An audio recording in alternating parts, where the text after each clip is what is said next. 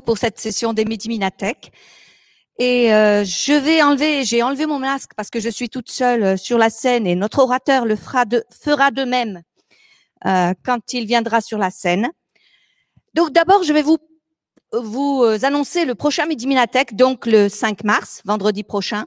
Nous aurons le plaisir d'accueillir deux personnes. Cyril Labbé de l'université Grenoble-Alpes, qui est responsable de l'équipe de recherche Sigma à l'IMAG, et Raphaël Lévy, qui est de l'université Sorbonne Paris-Nord, qui lui restera à Paris, mais sera connecté avec nous.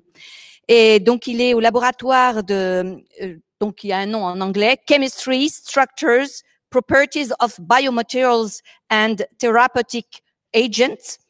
Et ces deux personnes, ces deux chercheurs sont les deux pilotes du projet ERC Synergie Nanobubbles, et ils nous proposent de parler donc des bulles nano, de comment et pourquoi la science échoue à s'autocorriger. Alors ce projet est prend ses origines dans les difficultés rencontrées par Raphaël Lévy, le physicien, dans ses tentatives de correction de la science dans le domaine des applications des nanoparticules en biologie. Et donc ils se sont appuyés donc sur des expertises en informatique. Donc c'est Cyril Labbé qui est un informaticien, et de la philosophie, de l'histoire et la sociologie des sciences pour essayer de comprendre et d'améliorer les mécanismes de correction de la science, notamment dans le domaine d'activité de Raphaël Lévy.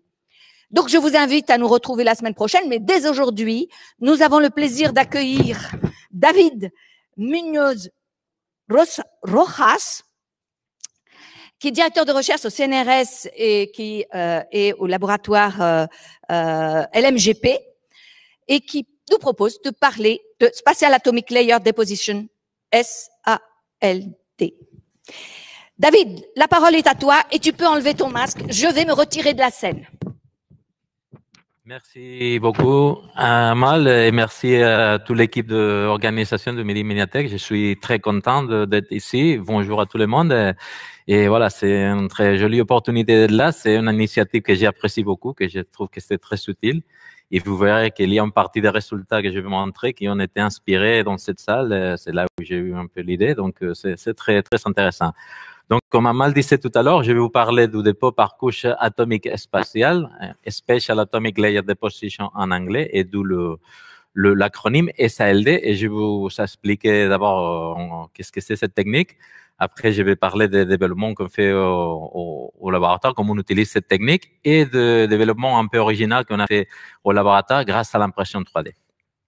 Donc, d'abord, je vais remercier les jeunes de l'équipe SALD au laboratoire, parce que j'ai la chance de travailler avec une équipe de jeunes enthousiastes et de très bonne qualité humaine et scientifique, et qui nous aident à réaliser, transformer en vérité nos idées, de contribuer avec des idées très bonnes aussi. Donc, voilà, merci. Et comme vous voyez, je vais présenter les résultats qui ont été aussi contribués et produits par les gens que j'ai soulignés là-bas. Donc, vous les verrez au long de la présentation. Donc, l'outline de la présentation, d'abord, je vais introduire un peu la Chemical Vapor Deposition, le dépôt en phase vapeur, pour ceux qui ne connaissent pas, et parce que l'ALD et la SLD est un type de CVD. Après, je vais raconter un peu plus en détail la SLD qu'on développe au laboratoire. Et finalement, je vais vous parler de ces développements originaux qui vont autour du dépôt sélectif. Voilà. Donc, la CVD, le dépôt en phase vapeur, ce qui les caractérise, c'est qu'on fait des réactions chimiques en phase vapeur. Ça veut dire qu'on utilise des précurseurs en phase gaz pour déposer une couche mince. Et voilà, si on voit ce qu'on a à la cuisine encore, pour beaucoup de gens, ce qu'on fait là, c'est une combustion simplement où on a un précurseur qui est gazeux, qui est un hydrocarbure. Donc, pour la CVD, la clé, c'est d'avoir des molécules gazeuses organométalliques, pour la MOCVD, métal-organique CVD, où on va avoir des atomes métalliques dans la molécule gazeuse. Et lorsqu'on va faire la réaction de combustion avec l'oxygène, on va cramer cette partie organique, on va faire la réaction et on va obtenir un oxyde qui va venir se déposer sur le substrat. Donc, vous voyez, ça se passe dans une chambre de dépôt. une chambre de dépôt. Et pour la CVD, c'est comme pour la cuisine, on amène les précurseurs en même temps, on amène les précurseurs métal organiques comme celui pour faire de SiE2. Et il y a une partie très importante dans la CVD qui a à voir avec les transports de masse. Donc, il faut que le réactif arrive près du substrat pour activer la réaction parce que c'est là qu'il y a l'activation thermique de la réaction. La CVD, c'est un procédé qui est très connu, ça s'utilise depuis longtemps et c'est utilisé dans l'industrie. Notamment, on fait des cellules solaires de silicium polycristalline en utilisant ce procédé. Quelle est la limitation de la CVD? Bon, on ne peut pas descendre au-dessus de 10 nanomètres d'épaisseur. Et aussi, quand on veut faire des dépôts qui sont de très grande échelle, mètres carrés, ou avec des motifs qui ont un aspect de forme très élevé, on a des limitations qui sont précisément dues à cet aspect de transport de masse. Voilà. Qu'est-ce que c'est la LD? Bon, la LD, c'est une variation de la CVD qu'on a développée pour solutionner cette limitation. Et donc ici, ce qui est clé, c'est de séparer les précurseurs parce qu'on va avoir des réactions qui sont autoterminées, donc qui vont se passer avec la surface seulement, voilà, entre le précurseur gaz et cette surface. Et parce qu'on fait les choses comme ça, on va avoir des propriétés uniques. Donc vous voyez ici, sur les schémas, qu'on a un substrat avec un échelon, on va injecter d'abord un des précurseurs qui va venir réagir avec le substrat, on va purger l'excès de précurseurs et quand il y aura que la première couche déposée sur le substrat, on va venir injecter le deuxième précurseur pour avoir la réaction. Après, il faut purger l'excès de précurseurs et les sous-produits et on recommence les cycles. Donc, c'est ce qu'on appelle un cycle ALD. Et voilà, vu qu'on a cette réaction qui se passe qu'avec la surface et auto-limitée, on a un contrôle de l'épaisseur qui est très précis, même subnanométrique, parce qu'une fois on a optimisé une réaction, on sait que pour chaque cycle, on a une épaisseur telle. Donc, il faut multiplier le numéro de cycles pour arriver à l'épaisseur nanométrique désirée. On a aussi un recouvrement de cet aspect ou de substrat un peu complexe, même poreux, qui est très uniforme et unique. C'est l'ALD qui peut faire ça. Et vous voyez ici, par exemple, si on compare un dépôt CVD et ALD, vous voyez que l'ALD, en principe, n'est pas capable de faire un recouvrement qui soit conforme parce qu'on a cet aspect de diffusion et d'activation thermique de la réaction, alors que l'ALD, c'est qu'avec la surface. L'autre avantage, c'est que l'ALD permet de faire des dépôts à plus basse température. On peut aller même à température ambiante. Et ça, c'est dû à la nature des précurseurs métal organiques qu'on utilise pour faire la LD. Donc, vous voyez ici, c'est une syringe qui est pleine de diéthal zinc, qui est le précurseur typique pour faire l'oxyde de zinc. Et vous voyez que c'est cette liquide, dès qu'on l'expose à l'air, à l'ambiance, ça va s'enflammer. C'est un précurseur qu'on appelle pyrophorique. Et c'est cette réactivité de précurseur qui possibilite d'avoir une réaction qui se passe avec cette température et qui donne des matériaux de haute qualité. Par contre, la CVD, on a des précurseurs qui ne sont pas si réactifs, on peut le manipuler plus facilement. La LD est une méthode qui est devenue très, très importante grâce à la nanoscience parce qu'avec ses propriétés, c'est une méthode unique pour faire l'ingénierie de la surface et de l'interface de matériaux et notamment des dispositifs. Il y a beaucoup de dispositifs où il faut modifier et tuner les propriétés de l'interface et de la surface et c'est la LD la seule technique le plus intéressant pour le faire. Vous voyez dans cette tableau ici, périodique où il y a déjà plein de matériaux métalliques, oxyde, nitrure qu'on peut faire. Mais comme tout dans la vie, il y a des limitations aussi. Et quelle est la limitation? Bon, la première limitation, c'est que c'est un procédé très lent. Vous pouvez voir ici, si on compare avec la CVD, on est ordre de magnitude plus lent. Et voilà, pour les labos, peut-être c'est pas si important, rien que. Mais pour l'industrie, c'est quelque chose de très fondamental. Et l'autre, c'est que la plupart des réacteurs et des bâtis de dépôt travaillent sous vide. Et là aussi, ça implique un coût quand on veut faire une échelle plus élevée. Donc, ça fait que l'ALD a été traditionnellement utilisé pour des applications où on devait faire comme ça, même si c'était lent et cher, parce qu'il n'y avait pas d'autres applications, notamment microélectronique et écran de grande taille.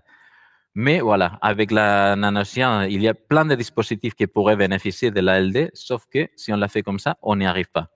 Donc, une solution, c'est d'utiliser cette SALD, ALD spatiale. Et ici, je vous montre ici ce schéma. Là, on fait la même chose. La chimie qui est en principe la même. La seule chose qu'on fait, c'est qu'au lieu de distribuer les précurseurs dans le temps, comme dans le schéma que je viens de vous présenter pour l'ALD temporelle, où on injecte les précurseurs suivis des poches, ici, à la SALD, on fait une injection continue de précurseurs, mais dans des espaces différents de réacteurs. Et ces précurseurs vont être séparés par un gaz inerte, et c'est l'échantillon qui vient se déplacer pour rencontrer le précurseur et reproduire la séquence typique de l'ALD. Donc, on fait la même chose, mais on sépare les précurseurs dans l'espace et pas dans le temps. Et en faisant ça, on peut faire les procédés deux sortes de magnitude plus vite, donc on se rapproche des vitesses de dépôt typiques de la CVD. Et voilà.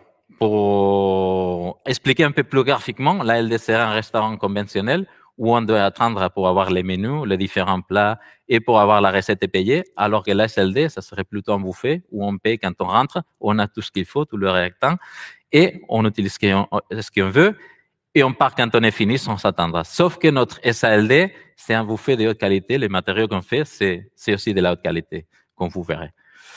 L'ALD a été brevetée déjà en 1977 et dans le premier brevet de Tsuntola, fait en Finlande, il y avait déjà cette approche spatiale.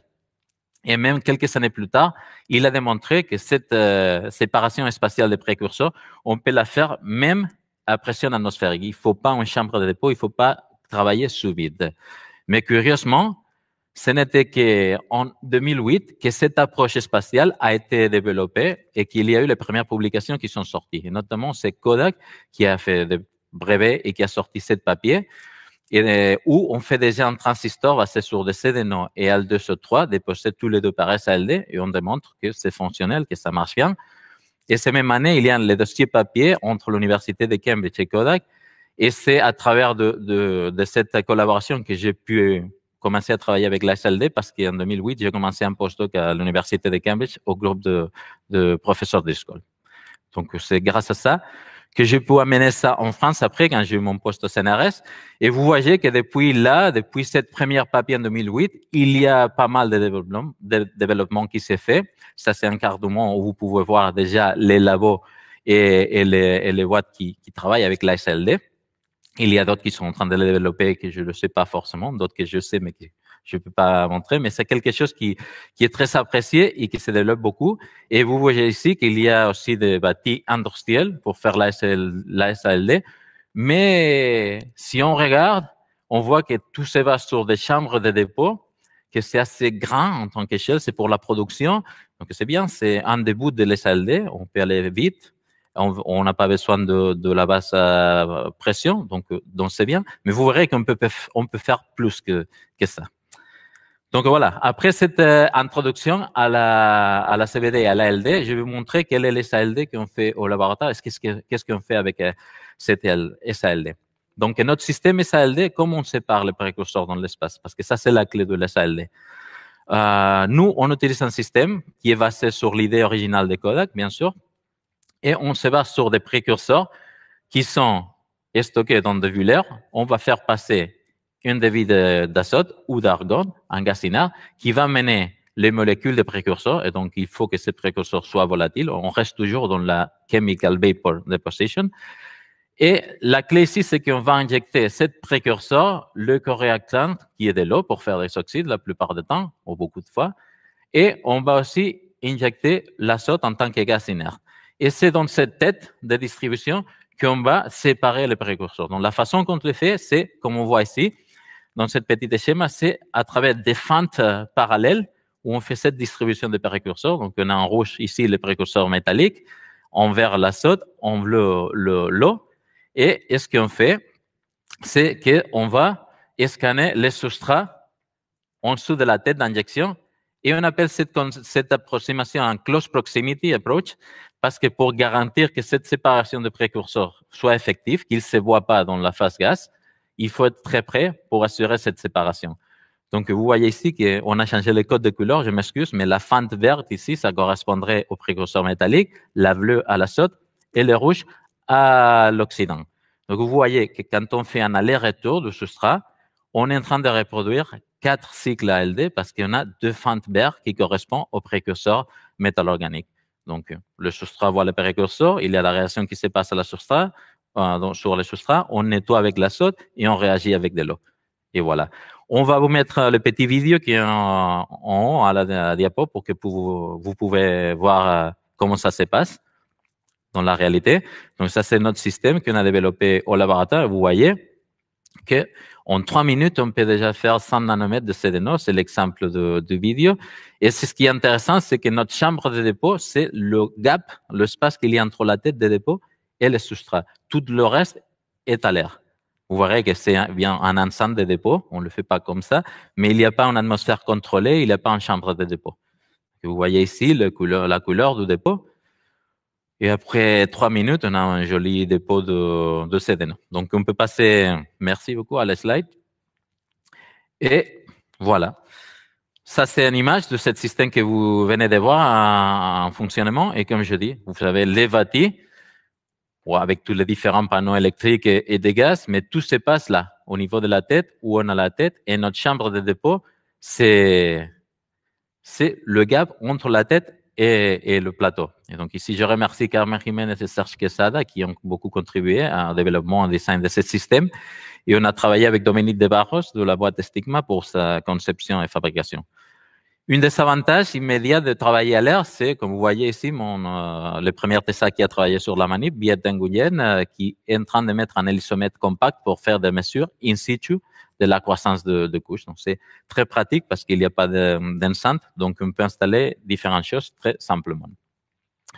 Donc, qu'est-ce qu'on fait au labo? Nous, on s'intéresse à travailler à basse température, à faire des dépôts qui soient rapides, parce que c'est un peu le principe, et d'avoir un système qui soit versatile pour pouvoir s'adapter à différentes applications et différents matériaux. Donc, on travaille sur 3 axes. Le premier, c'est cette partie conception et optimisation du bâti de dépôt.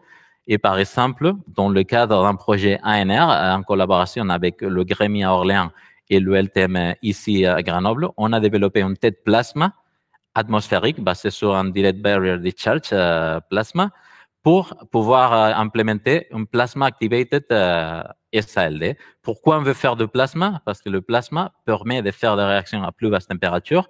Il ne faut pas avoir une activation thermique. Et il y a beaucoup plus de précurseurs qu'on peut utiliser parce que le plasma, c'est plus réactif que de l'eau, par exemple. Donc, vous voyez ici qu'on a implémenté 7 générateurs plasma avec notre tête de dépôt. On voit ici. Et on a utilisé un précurseur qu'on n'avait jamais utilisé pour faire la LD ou la CBD des CO2. Et ici, vous voyez un résultat de spectroscopie d'émission optique où on voit bien le triplet correspondant à l'atome d'oxygène qu'on vient de créer dans le plasma. Et vous voyez qu'on peut déposer des couches de CO2 à température très basse, même de température ambiante jusqu'à 150 degrés. Donc, c'est un peu le foot. Après cet exemple, la deuxième axe, c'est plutôt cette partie d'études fondamentales où on vient développer de nouveaux matériaux, comme on vient de voir avec les CO2, mais aussi on s'intéresse à voir quel est l'aspect différentiel du fait de travailler à l'air. Est-ce qu'il y a une différence? Donc, je vais vous montrer aussi deux exemples rapides. Et le premier, par exemple, correspond au travail de thèse d'Abdou Seka, qui est le dépôt de CO2, des couches masses de CO2. Et on s'intéresse au CO2 parce que c'est un matériau abondant, qui n'est pas toxique et qui a beaucoup d'applications, surtout dans le domaine électronique et optoélectronique. Et donc ici, je vais rapide parce que j'ai pas le temps de rentrer dans les détails, mais on a à nouveau testé un nouveau précurseur qui a jamais été utilisé en CBD ou en ALD de CO2, qui est intéressant parce que c'est solide, donc même en étant solide, on arrive à l'évaporer, à l'utiliser, et c'est un précurseur qui est stable par rapport à des précurseurs qu'on avait utilisés auparavant. Et vous voyez ici qu'on arrive à obtenir des couches très homogènes, et c'est surtout qu'on arrive à avoir des propriétés de transport très intéressantes, avec des résistivités rate-corps qui arrivent à 1 cm, et avec des mobilités qui arrivent aux 86 cm² par vol par seconde, et qui sont beaucoup plus élevés que pour des méthodes à plus haute température ou des dépôts physiques. Cette mobilité sont comparables à des mobilités qu'on obtient pour couches épitaxiales ou des monocristaux de CO2. Donc, c'est des résultats très, très bons. À part ces exemples de matériaux, comme je disais, on s'intéresse à voir quel est l'effet de faire le dépôt sous l'air. Et ici, on a aussi ce résultat de la thèse de Biet qui sont très intéressants. Et ici, ce qu'on voulait faire, c'est de déposer du CDNO dopé à l'aluminium, qui est un matériau transparent et conducteur. Et on voulait l'utiliser lors de ce projet ANR en collaboration avec Inès pour être un électrode pour les cellules de silicium qu'il développe à Inès. Et ce qu'on a vu, après développer les dépôts de matériaux, ce qu'on a vu que notre matériau, la conductivité qu'on avait, c'était de l'ordre de 10-3 ohms centimètres.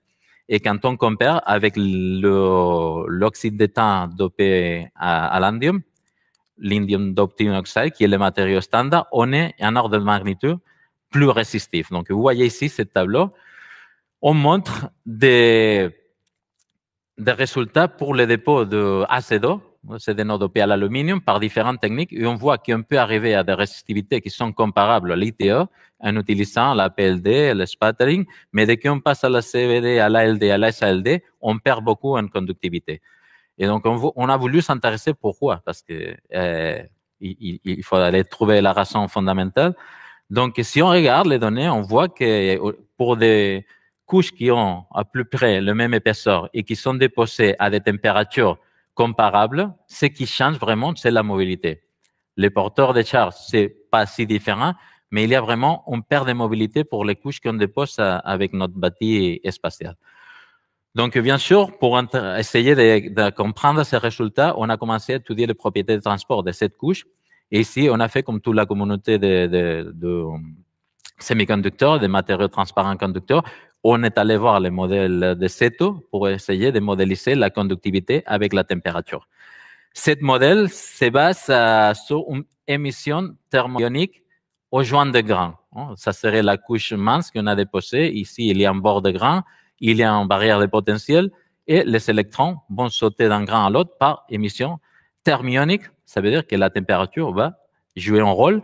Et vous voyez ici que la conductivité du matériel dépend de la concentration des porteurs, de la mobilité, et que cette mobilité a une relation exponentielle avec un signe négatif avec la température. Ça veut dire que si on diminue la température, cette exponentielle va devenir presque tendance à l'infini, et donc le résultat, c'est que la mobilité devrait tomber à zéro. Si je diminue la température, je ne peux pas conduire parce que je ne peux pas sauter la barrière de potentiel.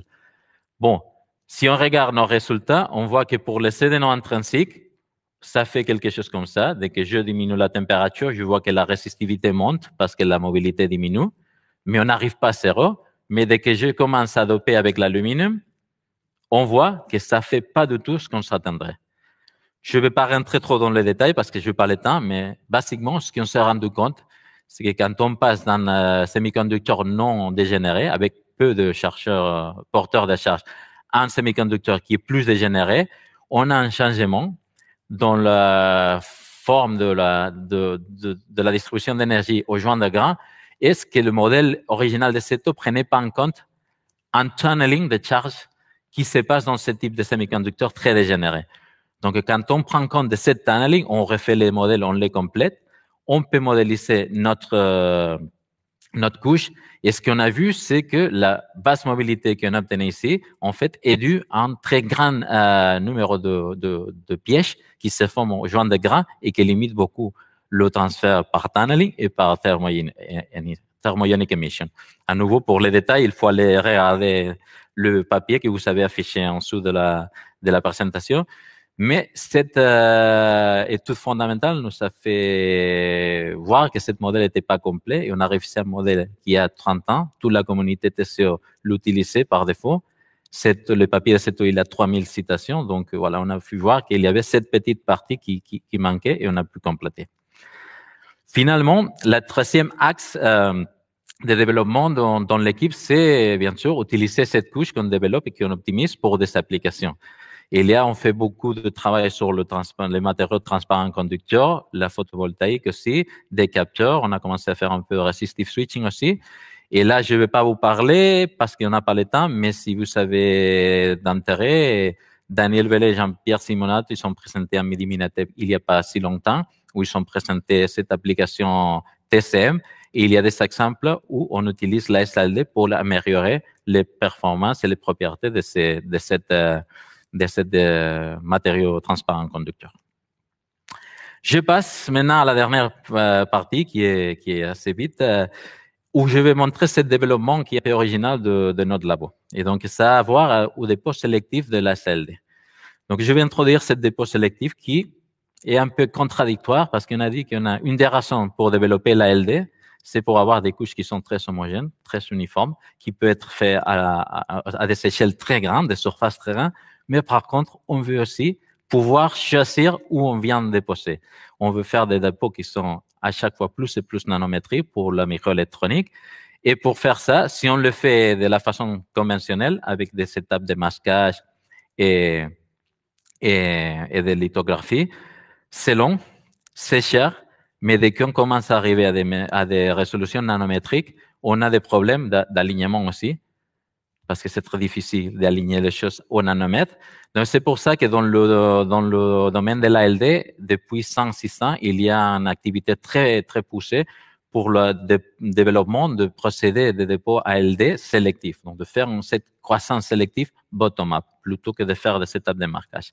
Est-ce que c'est montré là. Donc, quelle est la stratégie principale de la ASD, du dépôt sélectif? C'est de partir de substrats qui ont de matériaux qui sont différents, et il y a des matériaux où la croissance est retardée. Donc, vous voyez ici, cette graphe, il y a le numéro de cycles de l'ALD, il y a l'épaisseur qu'on obtient, et donc, sur une des surfaces, ici la bleue, on va avoir une croissance qui est instantanée dès qu'on commence le procédé, alors qu'ici, sur le vert, on va croître un peu plus tard. Donc, ça nous donne une sélectivité qui peut être exploitée pour avoir une croissance qui soit là. Cette sélectivité au niveau du substrat peut être spontanée ou peut être induite par application de masques de self-assembled monolayers, par exemple. Et ici, je vous montre un très joli résultat de notre ami et collaborateur du CEA et du LTM, où ils arrivent à faire ce dépôt sélectif même de façon latérale. Donc, c'est quelque chose qui marche très bien, qu'on commence à développer. Mais comme vous voyez, il faut avoir un substrat qui soit différent.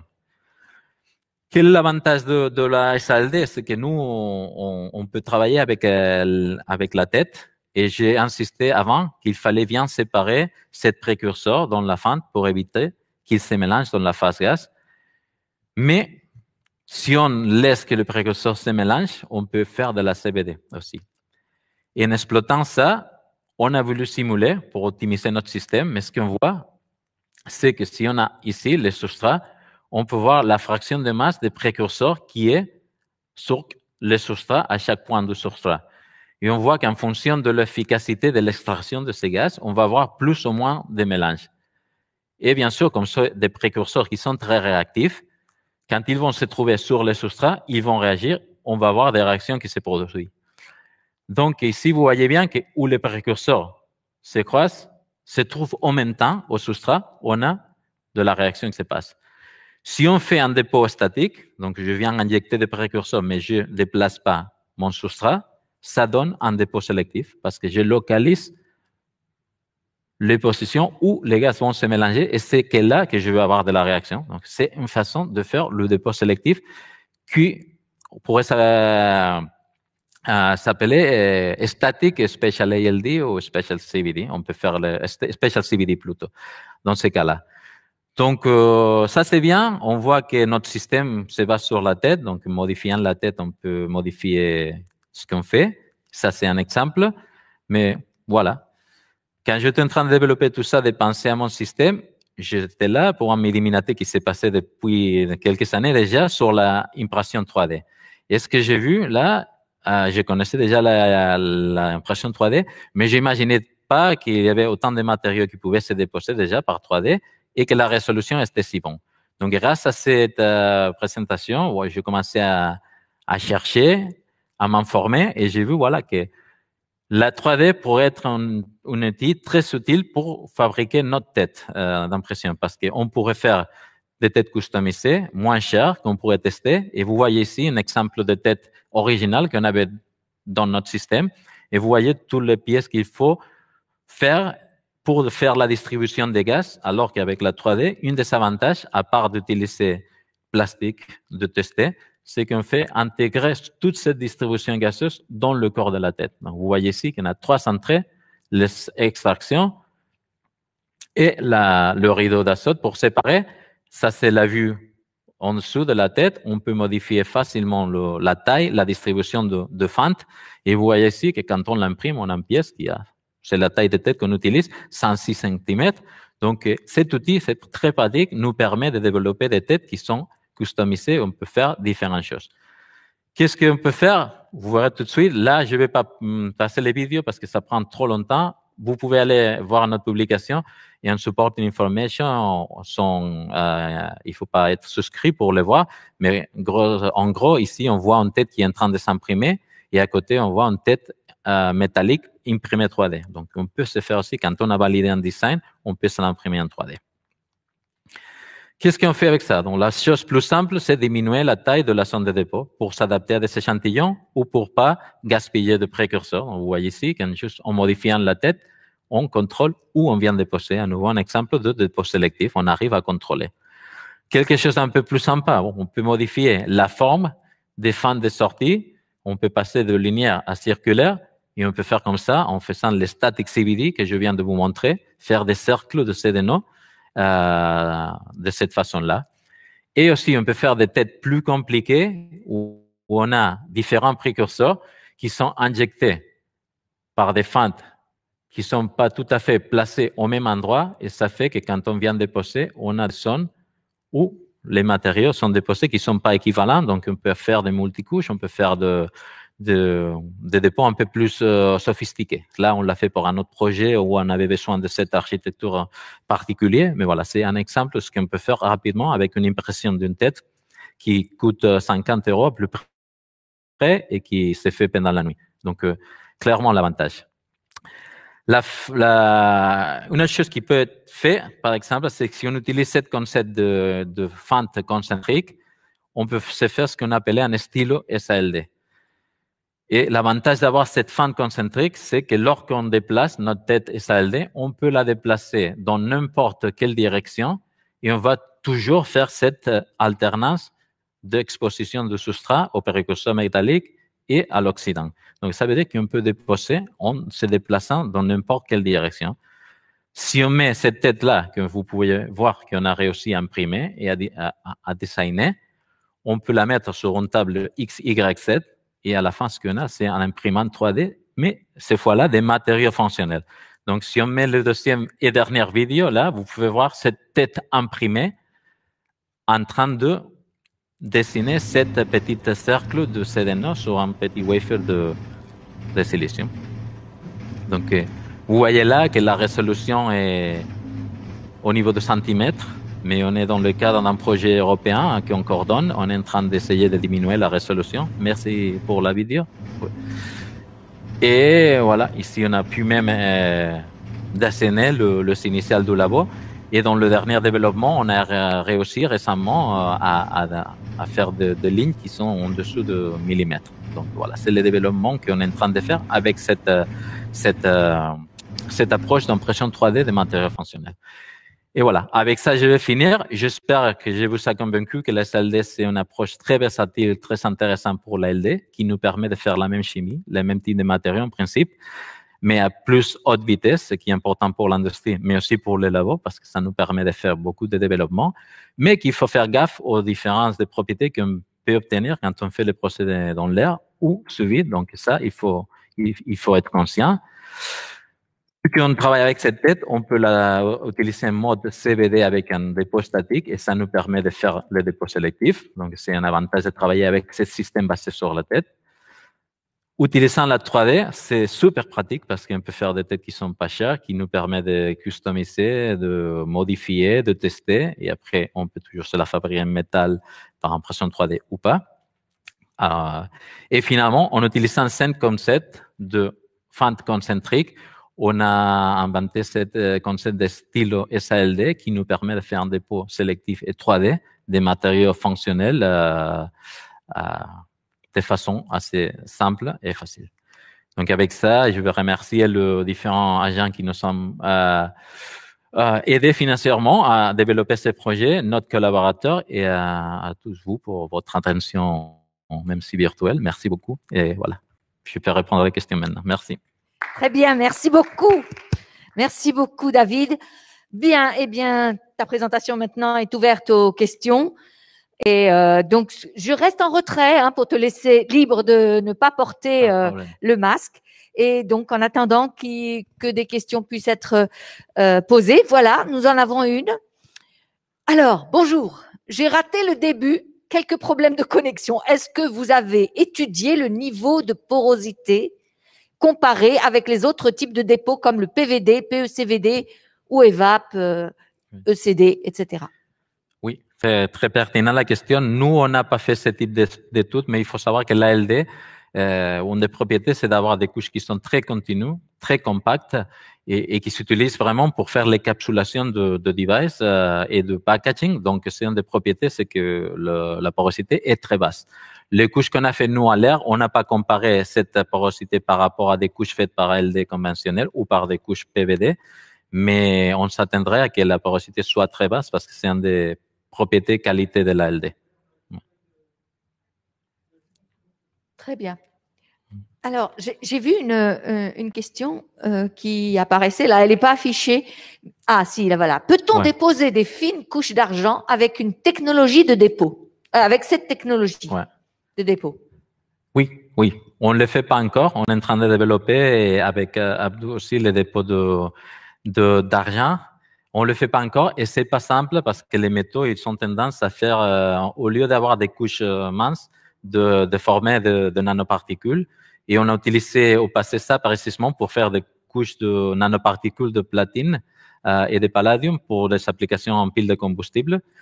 Mais j'ai des collaborateurs, on est en train de monter des projets où on veut arriver à faire des dépôts continus et très peu épais de métaux. Ouais. L'épaisseur va avoir un effet sur la conductivité si oui, tu fais des choses trop fines. Tout à fait. Ouais, bon. Oui, tout à fait. D'accord. Bien. Merci beaucoup. Donc, la question suivante. Est-ce que la méthode est applicable pour les matériaux qui vont avoir tendance à s'oxyder naturellement si exposés à l'atmosphère ambiante? Ouais. En principe, tel qu'on le fait, nous, pas.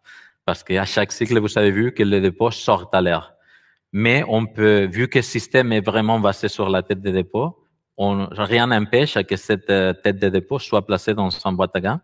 Et il y a des groupes en Allemagne, par exemple, qui le font. Ils travaillent avec des cellules solaires à base de perovskite hybride qui sont assez sensibles. Donc, ils font les couches bloquants et les couches TCO. Ils les font dans une boîte à gants. Donc, oui, on pourrait, pas comme on le fait nous à l'air, mais s'il faut travailler avec des matériaux plus toxiques ou plus sensibles, on peut aller sous la haute ou dans une boîte à gants en principe. Voilà. Très bien. Merci beaucoup. Même faire des bâtis avec une chambre. Il y a la plupart des bâtis industriels, ils sont en chambre, donc on peut contrôler l'atmosphère dedans. Très bien. Alors, merci pour la présentation. Avez-vous essayé de faire une impression de SALD en atmosphère inerte pour améliorer les propriétés de conductivité? On a essayé, j'imagine qu'on parle de l'ACEDO, de CDNO à l'aluminium. On a essayé de modifier la tête pour faire une pseudo-chambre autour de la zone de dépôt à l'azote. Mais bien sûr, c'est pas comme si on était dans une chambre vide. Et quand on compare avec les résultats qu'on obtient par ALD, qui s'est fait dans son chambre, on voit déjà que de ppm d'oxygène, ça fait déjà un effet. Donc, on a testé, mais on voit pas la différence. En travaillant à l'air comme on fait, si on fait rien d'autre, et on est en train d'essayer d'avoir de sortes alternatives, mais on va pas contrôler parfaitement cet aspect parce qu'il y a toujours de l'eau qui peut diffuser. Donc, on a essayé, mais ça n'a pas marché. D'accord, très bien. Bien. Alors, comment vous nettoyez les substrats? Merci pour cet exposé quand même. Hein. Merci. Bonne question. Ça dépend. Quand moi, au début, quand je travaillais, j'adaptais cette manip originalement faite par Kodak pour faire des dépôts des matériaux pour les cellules solaires. Quand j'étais à Cambridge, on travaillait avec des verres avec une couche d'ITO. On faisait un procédé de nettoyage assez standard avec ultrasons, de l'eau, de l'acétone. Quand c'est pour faire le développement du matériau et voir si la recette fonctionne, on ne s'embête pas trop. Après, ça dépend beaucoup de l'application. S'il faut faire quelque chose pour la microélectronique, bien sûr, il faut que le substrat soit très, très bien nettoyé ou pour contrôler l'adhésion, la porosité, tout ça, ça dépend. Mais quand on fait le développement initial du matériau, on ne s'embête pas trop de wafer ou de substrat en verre et on les utilise tels qu'ils arrivent. Super. Je vois une question qui concerne les multicouches métalliques. Je pense que voilà, elle va peut-être arriver. Oui, la technique permettrait-elle de déposer des multicouches métalliques de monocouches atomiques? Ouais. À nouveau, c'est dans l'idéal, oui, mais il faut savoir que le schéma que je vais montrer de l'ALD où on voyait l'échelon, là, c'est un schéma idéal où on vient remplir de façon compacte le substrat. Ça, c'est jamais le cas, même pour le cas typique de l'AL2O3 où le précurseur est très volatile, très réactif. Il n'y a jamais cette monocouche parfaitement atomique avec l'atome de métal l'un à côté de l'autre parce qu'il y a cette partie organique qui prend la place. Il y a des effets stériques. Il faut que sur le substrat, il y ait de sites actifs. Donc, dans l'idéal, oui. Dans la pratique, ça va dépendre le numéro de cycles, l'épaisseur qu'il faut pour avoir une couche continue. Une fois on a déterminé ça, oui, on peut faire un multicouche, mais chaque couche va avoir cet minimum d'épaisseur qui permet d'avoir une couche continue. Donc, ça va pas être sub-nanométrique, je dirais. Ils sont plus sûrs de cas. Ouais. Oui, mais il y a de belles perspectives quand même. On voit bien que on sent qu'il y a du potentiel pour trouver des conditions pour obtenir des choses remarquables. En tout cas, ça sera toujours plus fin qu'avec d'autres techniques. Voilà. Donc, une question, d'abord une remarque. Superbe travail. Y a-t-il une limitation de hauteur que l'on peut atteindre selon l'axe Z, c'est-à-dire l'épaisseur, je suppose? Quelles sont les surfaces maximum rapportées qui ont été réalisées par ce procédé? Oui. En principe, c'est une très bonne question à nouveau. Il n'y a pas une limitation, mais il faut voir qu'ici, c'est pas comme l'impression 3D conventionnelle où on vient extruder un matériau. On est en train de faire de l'ALD. Donc, on va couche par couche atomique. Donc, on peut développer un set, mais ça va être à l'échelle nanométrique. Et l'ALD, les applications, la plupart, c'est pour faire des couches nanométriques. On n'utilise pas l'ALD pour faire des microns et des microns ou des millimètres.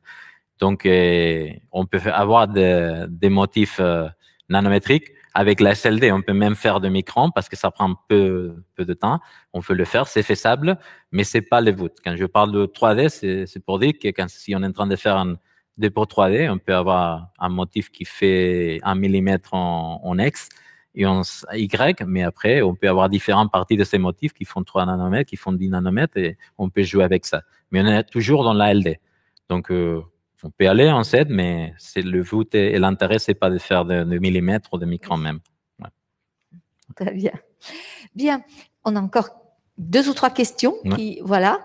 Avez-vous regardé l'effet d'un champ électrique sur l'efficacité du dépôt? Alors, l'efficacité ou peut-être sur les propriétés des couches? Pas non. Encore. Oui. Non, on n'a jamais fait. On dépose, le seul champ qu'on pourrait avoir le plus intense, c'est quand on utilise la source plasma, mais on n'a pas étudié l'éventuel effet du champ électrique sur le dépôt, l'efficacité du dépôt ou les propriétés du matériau. Non. On n'a jamais fait. Non. OK. Et puis, j'avais vu une autre question. Oui, faites-vous des dépôts à l'intérieur de couches fines poreuses? Fines poreuses, oui. On a fait des essais, on a fait surtout des dépôts sur de nanophiles, de réseaux de nanophiles verticaux. On a récupéré les réseaux de nanophiles d'argent de l'équipe de Daniel Vellet et c'est conformel. On a fait des essais aussi avec de fibres textiles, mais on n'a pas beaucoup fait. Mais par contre, il y a un groupe en Hollande où ils sont modèles lycée et ils arrivent à bien remplir même des substrats poreux avec des aspect ratio assez élevés. Ce qu'il faut savoir, c'est que dès qu'on complique les substrats, bien sûr, et la porosité, on va pas pouvoir aller si vite qu'on y va avec un substrat qui est simple, plat. Donc, on peut continuer à faire de la CLD, ça va continuer à être plus vite que l'ALD, mais plus on complique le substrat et la porosité, plus il faut laisser le temps au précurseur d'y arriver partout. Donc, on peut le faire, mais on perd un peu cette vitesse. Et ça a été étudié et modélisé par cette équipe-là à Athènes, en Hollande. Ouais. Bien. Alors, est-ce qu'on a encore une question avant de clore ce Midi Minatech? Eh bien, je crois qu'on arrive à la fin, mais je pense qu'il y a encore d'autres questions et elles seront à ta disposition pour répondre offline, donc pas en présence. Pas de problème. Et donc, on te remercie à nouveau, David, pour cette présentation très didactique et qui nous a appris énormément de choses sur la SALD. Et je suis ravie de t'avoir accueilli et on espère te revoir bientôt pour nous dire comment cette technique aura évolué et quelles sont les nouvelles choses que vous aurez mises au point dans ce domaine-là. Bien, je vais reprendre la parole si tu veux bien me laisser. Merci beaucoup. Voilà. Merci. Juste dire au revoir à tout le monde et puis donner rendez-vous à la semaine prochaine. Alors, bon, j'enlève mon masque et je vous donne rendez-vous à la semaine prochaine donc pour en savoir plus sur la bulle des nanos et pourquoi est-ce que la science n'arrive pas à corriger ces erreurs. Voilà. À bientôt. Au revoir.